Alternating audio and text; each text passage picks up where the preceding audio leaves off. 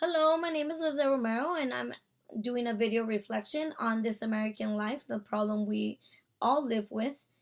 This is a big issue and a big topic, and a very sensitive topic to talk about just because segregation itself, one thinks that we've already experienced that and gone through it, but there's a new way that segregation is coming back into our schools. As a parent and a mom of a high schooler, I definitely feel that these are some of the things that I did have to deal with now as a parent, but not as a student or a high school student or, um, a K through 12 student. But I was definitely intrigued by both perspectives. In the first part, we do see that a lot of parents have and are very concerned about kids being bused into these schools and really forcing this segregation concept upon these communities that probably haven't had any experience with it. I know right here in Boyle Heights, we do have some sort of charter. Segregation concept where kids are bused from the South LA region and come into the East Los Angeles region, and um, I know that personally it wasn't an issue for me, and I don't think it's an issue in this community just because it's predominantly Latino and Black. But I do feel that if other communities that are definitely non um, don't have the as much diversity, they they probably would feel a little conflicted in regards to what to expect. I think that as a parent, I want to assume positive intent, and that's what I was trying to assume in the video, in the first part of the podcast. I'm sorry, but just that positive intent didn't resonate for me. It seemed a little more hateful and negative, which really surprised me. And then in the second part, we see how kids are kind of eager to join and be part of something new. And I feel that that's part of the new generation of education, especially because we have a lot of different school systems, charter schools. I know that here in the Boyle Heights area, we have a charter school that is predominantly, it's one of the best charter schools in the state, you could say. They are uh, a blue ribbon school, National Blue Ribbon School, and I had the privilege of working there. And it's an amazing organization. It's just such a new environment. And as a parent, I definitely felt that those students got a different advantage than students from like the normal middle schools through LAUSD here.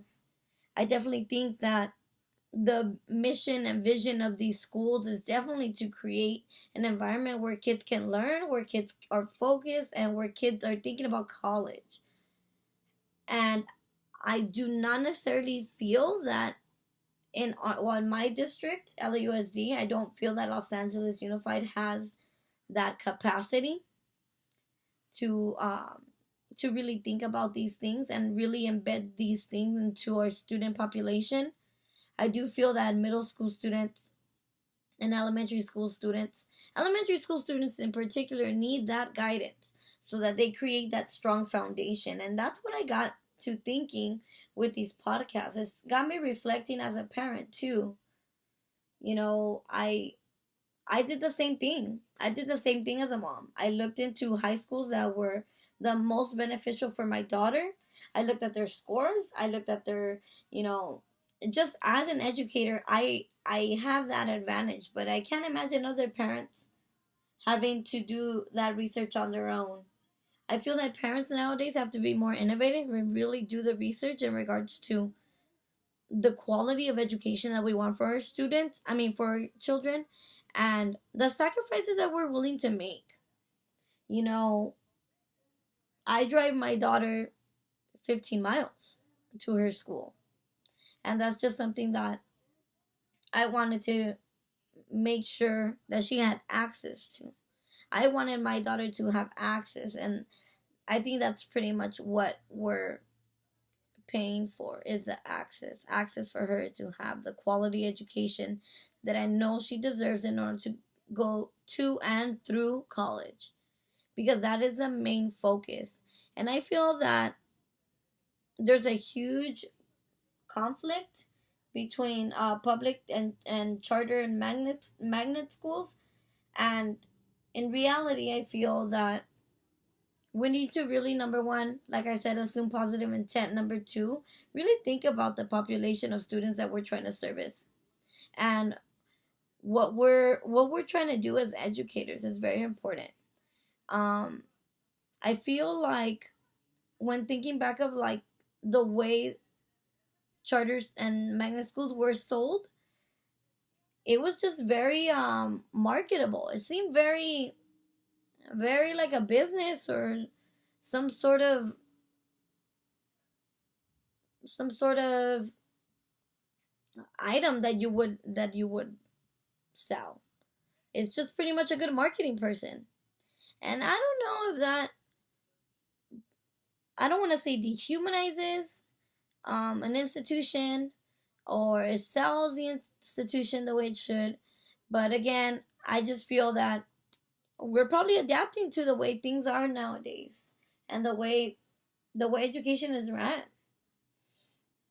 I think that I could definitely share this information with my fellow educators, just because we are in that conflict. I don't know if you are all familiar, but LAUSD is about to go on strike based on inconsistency between the union and and pretty much the governor.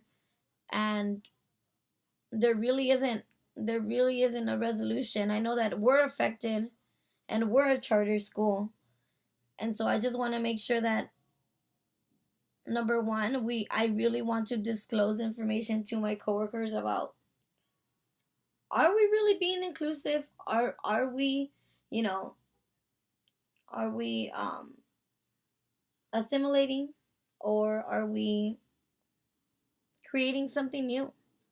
Is this a new type of movement that we are creating for our students, a new environment? Um, and I think that this topic in general really ups the standard for the quality of teaching. I feel that in order to be successful in these environments, we do have to produce, and kids do have to learn.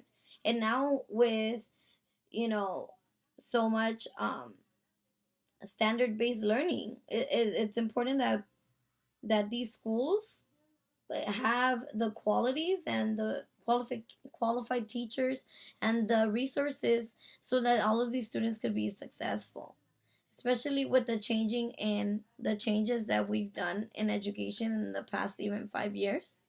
It's very important and imperative that our schools are prepared for these students.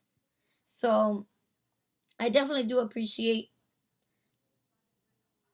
the fact that we were able to reflect on this, and it really got my mind going on what type of educator I want to be, and what type of teaching, and what type of quality I want to give to my students. So I appreciate your time, and I appreciate you guys listening to my reflection. Thanks.